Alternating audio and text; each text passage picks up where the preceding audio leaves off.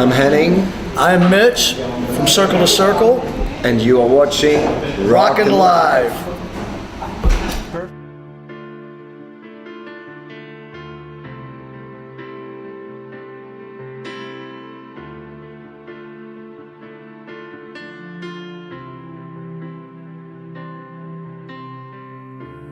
You there, searching for a brand new day. As most of you guys know, it's a new lineup. We've got a fantastic group of guys in the band now. Great musicians. A lot of new inputs this time, creative-wise. You know, I feel is our best CD, and you know a lot of people are saying the same thing. This is our best CD to date, and we're very proud of it. You know, we've got, like I said, we've got some great players on the album. You know, and it's not like a real concept album or something. Seasons Will Fall is just the title track and the title of the album. And there's not a whole story behind the whole album. It consists of many different songs, and so it's different scenes in there. Used to dream, now you're living through the pain. Full of laughs, full of lies, and we all just see our passing lives. On the edge of All over the world. all over the world, really. Yeah, we all had our selective studios because we live in different parts of the world. So, you know, a few of us have studios at home, and the rest of us went to places, you know, and we just mainly recorded in the US. Yeah. I did my keyboards and some backing vocals in Germany. So that's how you do these days, you know, you put things together with the help of the internet and stuff, so it's pretty easy to combine and send files. It's everything digital these days. That's how it is. You don't go to a studio for 3 months or something. These times are over, unfortunately, but I think drum tracks were like in a studio in the US for a couple of weeks, and then again vocal tracks in Christian Vance in our guitar player studio, who produced the album, by the way, and mixed it, so he's the main guy behind the desk. And so many places came together.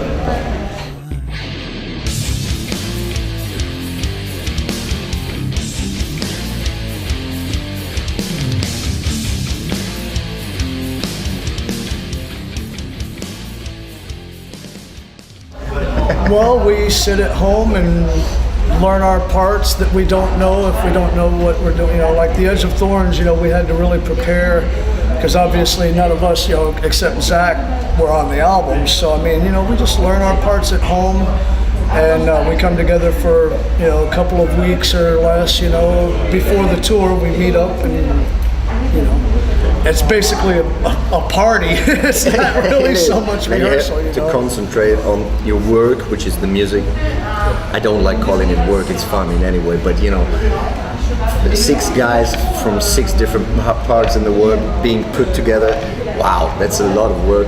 So we had rehearsals like in 1 week. We've been rehearsing for 50 hours, 60 hours, something, which is really crazy, but we did it, and we got, for the live set we're playing right now, we got a variety of 44 songs in stock. Yeah. Name any other band who plays 44 songs. somewhere in the distance when I came to my senses, I could see the smoke and rain. You're a saint yet a sinner, you're a hopeful disbeliever, situation's all the same. No, I mean, we didn't really do much different, with the exception of, you know, us recording in separate studios. There was really no other preparations. I mean, you know, we wrote the music and decided what songs we were going to use, because, I mean, this is not all that we had, you know. I mean, there was probably 20 or better songs that were written for this album, and only 12 of them got the cut. So we really tried our best to bring the best of the songs, so that we're not just settling for 1 or 2 or 3 brilliant songs and then a bunch of filler songs. You know, that's bullshit. We wanted to do the best that we could possibly do, and again, I think we achieved this. And especially for this album, I think it was a longer process than for the other albums in Circle to Circle before, because there was this lineup change ahead, there was this record company change, everything changed for the band. And the band turning from a 4-piece band into a 6-piece band, that's massive for the sound, of course, for everything, for the energy, for personality. So it took 1 year longer than usual for putting this album together. Well, and it was good to take our time as well, because, you know, nothing was rushed. There was, you know, again, we didn't just put out some shit for, you know, just to sell, you know, a few records and make the label happy. We made the label change, and with Ear Music, we really wanted to give them something special, since they're really special for us, you know.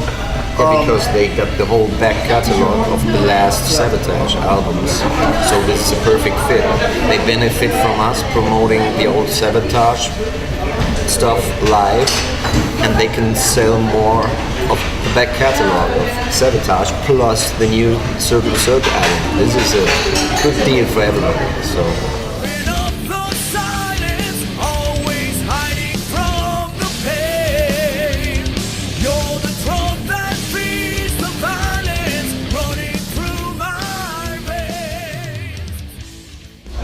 You know, that's kind of Zach's department, but I say this often, I almost feel like a skipping record, but even though this is not a concept album at all, this could be a soundtrack to just about anyone's life, you know, or any story. You could make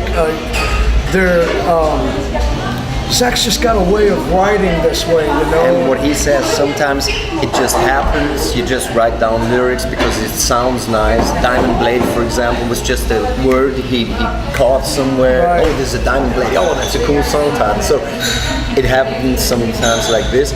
And then there's songs which have a very, very deep meaning, like, of course, Only Yesterday, special song, Only Yesterday, you gotta tell the story. Well, it is the...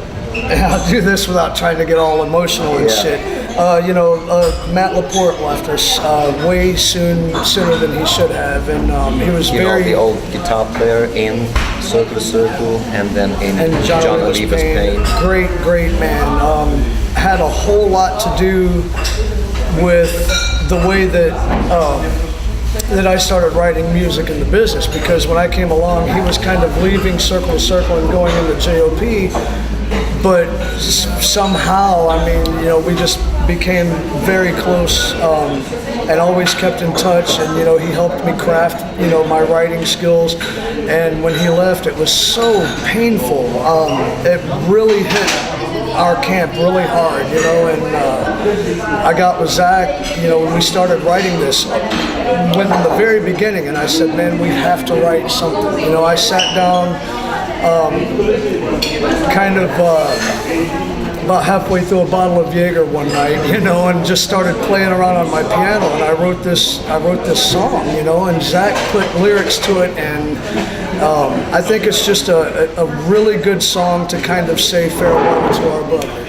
As it's such a personal song to Mitch, I can tell the truth behind it. I think that might be interesting for the fans. On this track, we left his original keyboard and piano playing, so I didn't play on that track, but which is not written down in the album, but it's his special song, his tribute to Matt Laporte. So I left it, we just left it like that, which is cool. Yeah. I can see tomorrow is far away. Winter fades like mist on the horizon. It's, you know, I don't really know what the guys used for their stuff. I mean, I'm just always with my gear, you know. I think it's a good mix. The guitars have been recorded with amps plus We did like some- part yeah. things and these. So it must be somehow a mix, but Christian would know better by now. But, Yeah, you know, they were he's the ones good that recorded the setting guitars. guitar sound. Yeah, but I think it was a mix in between. Nothing's really what it seems to be. Summer's always say goodbye forever, and the seasons will fall. Well, in general, we're gonna say merci, merci beaucoup for coming out and supporting us. I'm really curious about how we do in France. It's gonna be 3 or 4 more shows in France. So yeah, merci beaucoup, mes amis.